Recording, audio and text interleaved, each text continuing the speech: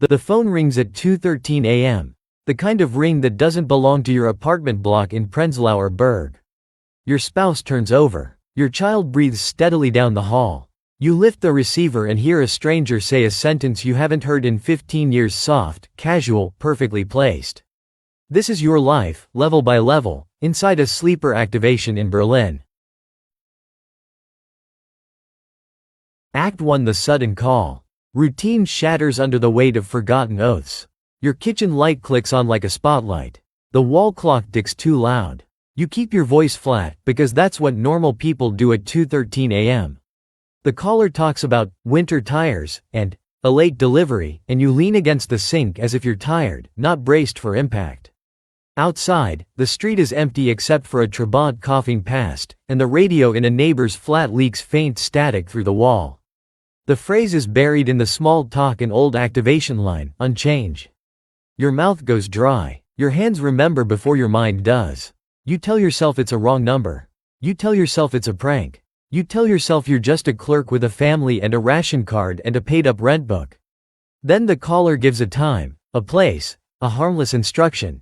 Bring a newspaper with a torn corner to Schönhauser Allee station. You hang up and stare at your reflection in the dark window. The life you built doesn't crack loudly. It fractures like ice under a boot, silent until you try to step forward.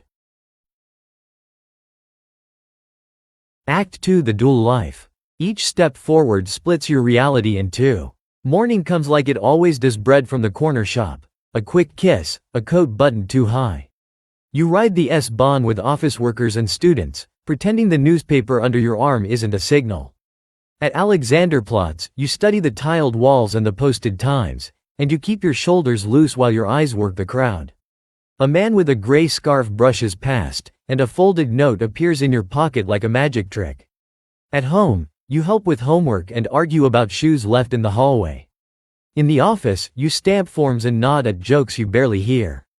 In the stairwell, you count footsteps behind you. You tell yourself you can compartmentalize. You tell yourself you can improvise. You tell yourself nobody notices the pause before you answer simple questions. The new instructions are small but precise. A dead drop under the third loose cobblestone near Kollwitzplatz, a call placed from a payphone after exactly 3 rings, a package that must not be opened. You learn to wash your hands twice to get rid of the smell of metal and fear. You don't live 2 lives. You live 1 life with a hidden seam, and every day it threatens to split under the weight. Act 3: Old contacts, new risks. Trust is a currency you can't afford. The meeting is scheduled like a routine errand. 6:40 p.m., near a kiosk by Friedrichstrasse, the air tasting of coal smoke and damp wool. You arrive early and buy a cigarette you won't smoke, just to have something to do with your hands. The old signal is simple matchbook on the counter, turned upside down, and you wait for a face you used to know by heart. The face that comes isn't quite right. Same jawline, different eyes. Or maybe it's your memory that's wrong. He says the old recognition phrase, but he says it a fraction too clean, as if he practiced. He asks for details your handler never would. A passerby lingers too long at a newspaper stand. A parked Wartburg has 2 men inside who don't look at each other. You tell yourself it's caution. You tell yourself everyone is jumpy. You tell yourself you're still in control.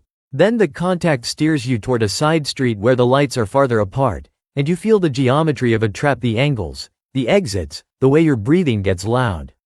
You don't lose your faith in people all at once. It drains out like warmth from a room when the window has been left open.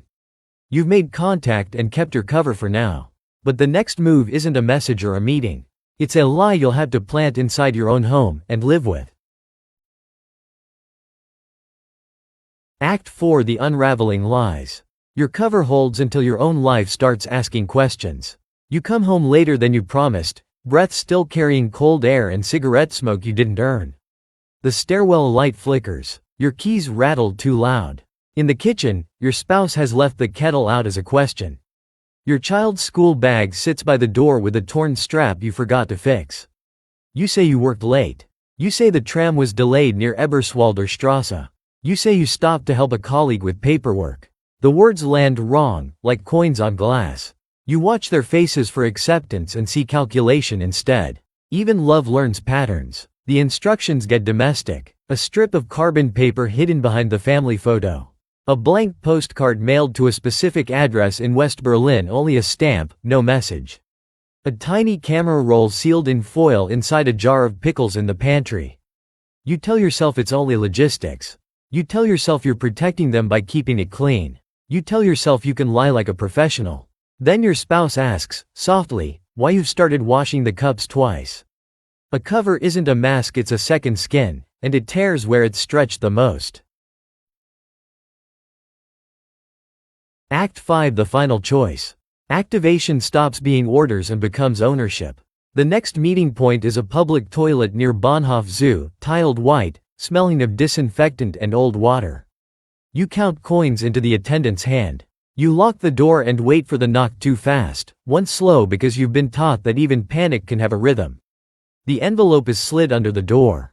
Inside, a West German Simca key, a map with one route circled in red, and a name written in block letters, someone you recognize from the office, someone who laughs too loudly at lunch. The task is simple on paper. Confirm his access, photograph his briefcase contents, pass it on. There's also a secondary instruction: type without emotion. If compromised, burn the family address book first. You tell yourself the state is eternal. You tell yourself orders are lighter than decisions. You tell yourself you're already too deep to turn back. Then you step outside and Berlin hits you: traffic, neon, Turkish groceries on Kantstrasse, a West radio spilling music from a passing car like a dare. No handler walks beside you now. In the end, the mission isn't what you do, it's what you choose to live with when nobody is watching. You keep moving through ordinary rooms with extraordinary objects hidden inside them. Keys that aren't yours, names that feel borrowed, streets that look the same by daylight and still hold their shadows at night. You learn that loyalty is not a feeling, it's a practice, repeated until it becomes automatic. And the hardest part is this: you can stop taking orders, but you can't stop remembering them.